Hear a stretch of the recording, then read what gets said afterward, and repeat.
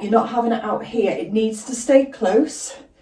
You've got a bit of a hip hinge and the bum goes to the floor. It's not, that's the difference. That's your deadlift. But my knees are a little bit too there. That's your deadlift. We're not doing that.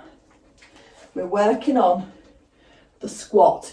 If you want to use a chair, you can use a chair. So I've got a chair here.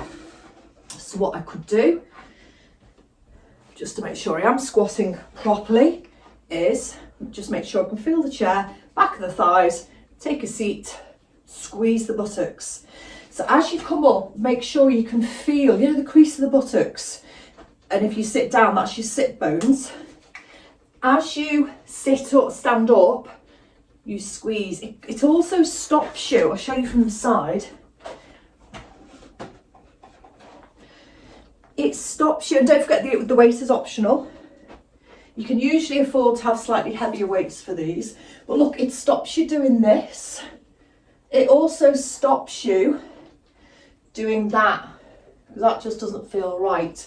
So I do like a good old chair squat. It's up to you, chair height. Obviously, the lower the chair, just be aware, you know, it's not too low. But if you can see, yeah. Then you can do it that you're just kissing the chair and back up. Just kissing the chair and back up. Brilliant using a chair, honestly. So I'll put this back here. And then the third one is, couldn't think what they were called yesterday. The pullovers. Weighted arm pullovers. So you'll have a weight. Now you can afford to have a slightly heavier weight.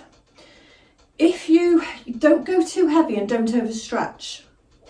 So I'll be lying down. Hopefully you can't see me actually here. Lying down. I think you can. Your knees will be bent. You can hold your weight. What I'm also going to say here is just please make sure you don't drop it. A plate's quite good for these, but again, you might have a little dumbbell in each hand. And you come over. You're not to touch the floor. I'll just get to there, and it's what I call sort of on the bite. Just feel these abdominals switching on. So you'll come back and then up. Do this one last. Now, the heavier the weight, you know, you've obviously got a lot of the outer back muscles working here as well, the stabilisers. But please start, if you were in yesterday, you know, you'll have an idea of what weight you can use.